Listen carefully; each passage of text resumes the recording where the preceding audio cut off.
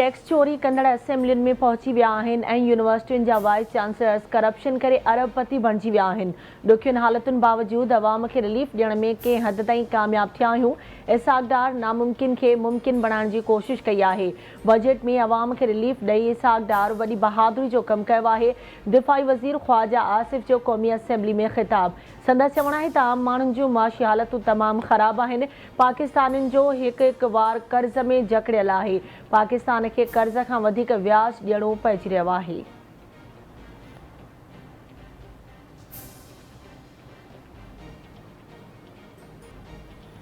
सामुंडी तूफ़ान तेज़ीअ सां सिंध जी सामुंडी पटीअ तरफ़ वधणु लॻो। सामुंडी तूफ़ान कराची खां 300 ऐं ठटे खां 360 किलोमीटर जे मुफ़ासिले ते मौजूदु। सामुंडी तूफ़ान सुभाणे केटी बंदर ऐं गुजरात जे विच वारे हिसे सां टकराइजण जो इम्कान। मौसमियात खाते जो चवणु आहे त सामुंडी तूफ़ान 15 जून ते केटी बंदर भरिसां गुज़रंदो या टकराइबो। कराची में 100 ऐं बहिराड़ी वारनि इलाइक़नि में 300 मिलीमीटर मींहुं पवण जो इम्कान। केटी बंदर ऐं खारो छाण खां पोइ जोहू शहर बि मुकमल तौर ते ख़ाली कराए वियो। तूफ़ान में शिदत अचण बादि समुंड में लाॻीतो चाढ़। ठटे जे इलाइक़े जुंगसीर ऐं भरपासे जा 10 खां मथे ॻोठ पाणी हेठि अची विया। पाणी घरनि में दाख़िल। तूफ़ान सबबि ख़ौफ़ जी लहर छायल।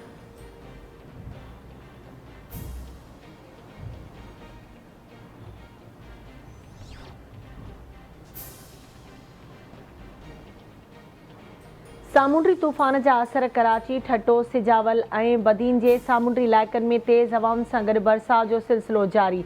जामशोरो, टंडो मोहम्मद ख़ान, टंडो अलैयार, उमरकोट, थरपारकर ज़िलनि में बि तेज़ हवाउनि सां गॾु हल्की बरसात हलंदड़। सिजावल जी सामुंडी इलाइक़े शाह बंदर में समुंड में चाढ़। ज़ोरदार बरसात ऐं तेज़ हवाउनि सां कचा घर किरी पिया। मिठी नबीसर रोड, चूहड़ जमाली, धाबे जी ग़ुलामुल्लाह, जामशोरो, जोग शरीफ, कड़ियो घंवर में बरसात। सिजावल, गुलाब लगारी, राजू खानानी, शादी लाज, टंडो बागो, तलहार ऐं ॿियनि इलाइक़नि में बि तेज़ हवा सां बरसात जो सिलसिलो जारी।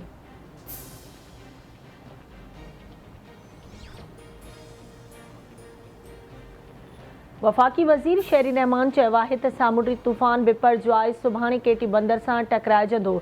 तूफ़ान सां कराची सिधी रीत मुतासिर न थींदो, पर उन जा असर साम्हूं ईंदा। कराची में तूफ़ानी हवाउनि सां बरसात जो इम्कान आहे। शहरियुनि खे अपील आहे त सुभाणे गैर ज़रूरी घरनि खां ॿाहिरि न निकिरनि। मलीर वारे इलाइक़े मां माण्हुनि खे कढी महफ़ूज़ हंधनि ॾांहुं मुंतक़िल कयो वियो आहे। वज़ीर आज़म तूफ़ान बाबति कमेटी जोड़ी आहे। NDMA चेयरमैन जो चवणु आहे त सामुंडी तूफ़ान हिन वक़्तु कराची खां 300 किलोमीटर ऐं ठटे खां 360 किलोमीटर परे आहे। तूफ़ान जी रफ़्तार 150 किलोमीटर फ़ी कलाक आहे। तूफ़ान सुभाणे कंहिं बि वक़्तु किनारे सां टकराइजी सघे थो।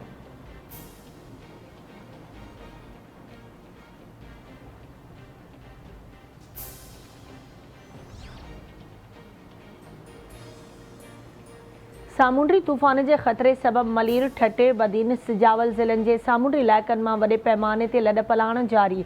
पाक फ़ौज, नेवी ऐं रेंजर्स जी मदद सां सिजावल, शाह बंदर, जाती, बदीन ऐं मलीर जे इब्राहिम हैदरी ऐं ॿियनि इलाइक़नि मां हज़ारे रहवासियुनि जी कैंपुनि में मुंतक़िली जारी। माण्हुनि खे महफ़ूज़ हंधनि ॾांहुं मुंतक़िल थियण लाइ लाउड स्पीकर ज़रिए ऐलान। ठटे जे ज़िलई इंतिज़ामिया पारां बघाण, घोड़ाबारी ऐं ॻाढ़ो जे मुख़्तलिफ़ स्कूलनि में क़ाइमु कयल 9 रिलीफ कैंपुनि में 1000 मुतासिरनि खे तरसायो वियो। सामुंडी तूफ़ान सबबि केटी बंदर, जोहू, बेट मेहार ऐं यूसी महल जे सामुंडी ॻोठनि खे बचाव लाइ ॾिनल हिफ़ाज़ती बंदनि खे सख़्तु ख़तरो। लॾ पलाण जो सिलसिलो जारी।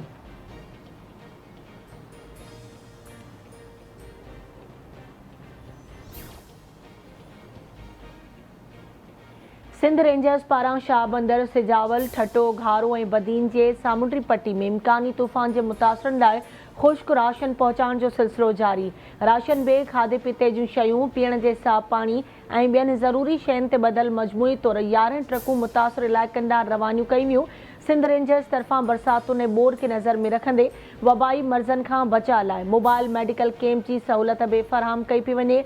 बदीन, सिजावल ऐं ठटे जे मुतासिर इलाइक़नि में रेंजर्स तरफ़ां 77 रिलीफ कैंपूं क़ाइमु कयूं वियूं। रेंजर्स तर्जुमान मूजिबि 3 ॾींहंनि ताईं जारी रहंदड़ रिलीफ ऑपरेशन दौरान मजमूई तौर ते बदीन, ठटे ऐं सिजावल मां 6442 माण्हुनि खे महफ़ूज़ हंधनि ॾांहुं मुंतक़िल कयो वियो आहे। सिजावल ज़िले जी सामुंडी इलाइक़नि मां बि तूफ़ान खां बचाव लाइ माण्हुनि खे महफ़ूज़ हंधनि ॾांहुं मुंतक़िल करण जो सिलसिलो जारी। सॼे ज़िले में 16 कैंपूं क़ाइमु। हिन वक़्त ताईं 8000 माण्हुनि खे हिफ़ाज़ती हंधनि ते पहुचायो वियो। कैंपुनि में तरसियल माण्हुनि खे खाध खुराक, दवाऊं, पाणी फराहम कयो पियो वञे।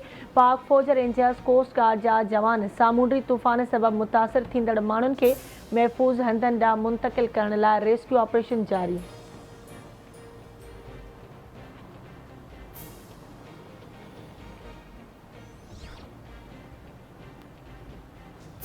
सामूंडी तूफ़ान बिपरजॉय सबबि पोर्ट क़ासिम तां LNG जी सप्लाई में ख़लल अची वियो।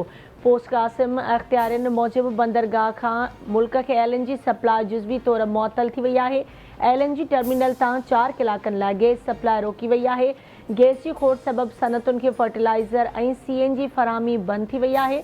सामूंडी तूफ़ान सबबि विंड एनर्जी में बि घटिताई पैदा थियण जो ख़दशो।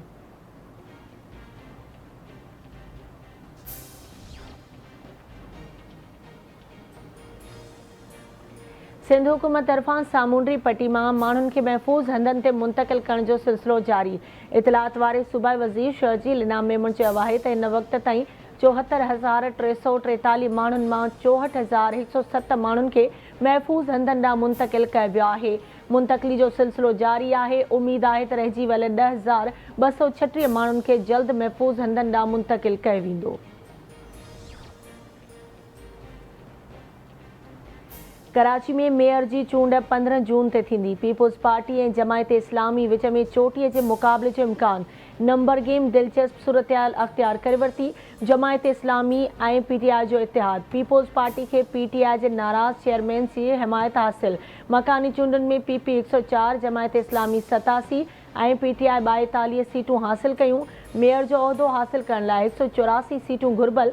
इलेक्शन में नून लीग 8, जमियत उलमा इस्लाम 3 ऐं तहरीक लबैक 1 सीट हासिल कई।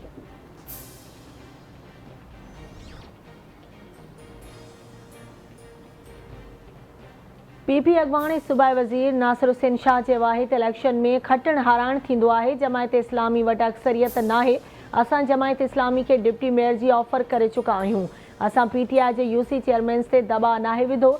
हाफ़िज़ नईम जेकॾहिं खटी वञे थो त असांखे भली कार चवंदासीं ऐं हार पाराईंदासीं। PTI जा जेके सिटी काउंसलर्स जेल में आहिनि उन्हनि जी हाज़िरी यकीनी बणाईंदासीं।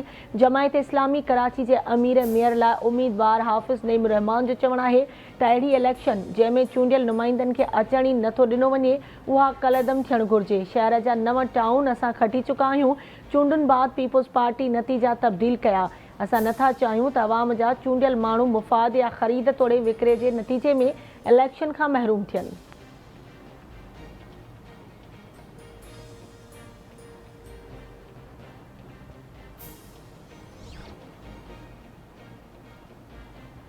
वारहे वेझो ॻोठ ज़वार ख़ान चोलियाणी में हथियारबंदनि जी फायरिंग, 1 ॼणो क़तल। अणॼातल हथियारबंदनि जी फायरिंग में मोहम्मद यामीन चोलियाणी मारिजी वियो।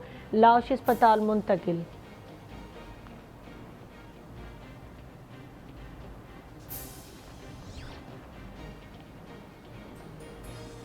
गुडू वेझो लॾो खणी वेंदड़नि जी ट्रक बिजलीअ जी तारुनि सां टकराइजी वई। औरतुनि ऐं ॿारनि समेत 10 ॼणा ज़ख़्मी। घोटकी वेझो मिटी सां भरियल ट्रैक्टर ट्रॉली हेठां अची ॻोठाणो फौत। मूमल जी माड़ी में सिरुनि जे भठे लाइ मिटी खणंदड़ ट्रैक्टर ट्रॉली नसरुल्ला मंगी मथां चढ़ी वई। ॻोठाणे खे तालुके अस्पताल मुंतक़िल कयो पियो वियो त रस्ते में ज़ख़्मनि जी सट न सहंदे दम ॾिनाई। मोरो वेझो क़ौमी शाहराह ते रोड क्रॉस करण दौरान नींगर फौत। गचीरो बाईपास वटि रोड क्रॉस करण दौरान ट्रॉलर नींगर न्याज़ जमाली मथां चढ़ी वियो।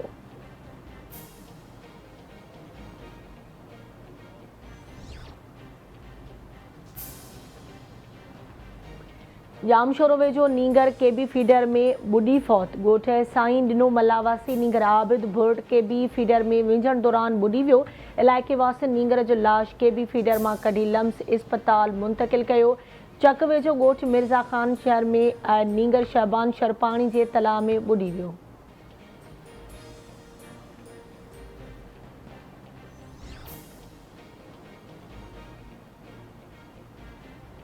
कंदाकोट ज़िले में वधंदड़ बदमनी ख़िलाफ़ ऐं मुख़बिन जी बाज़ियाबी लाइ जमायत इस्लामी जे सॾ ते शटर बंद हड़ताल। घंटाघर चौक, रिसालदार रोड, ऐवान मार्केट समेत मुख़्तलिफ़ बाज़ारुनि में दुकान बंदि। कारकुननि पारां घंटाघर चौक खां प्रेस क्लब ताईं रैली बि कढी वई।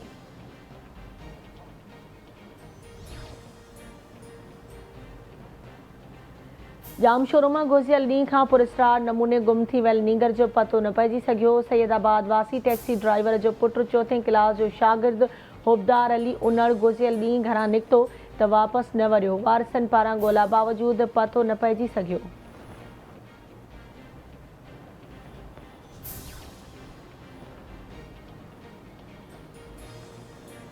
भोसदार वॾावासी नौजवान मेहदी रज़ा उर्ताणे आवाज़ ते हिरकिजी अगवा। ॾोहारुनि जो मुग़वी जे वारसनि सां राब्तो। मुग़वी जी बाज़ियाबी लाइ 50 लख रुपया भुंग तलब।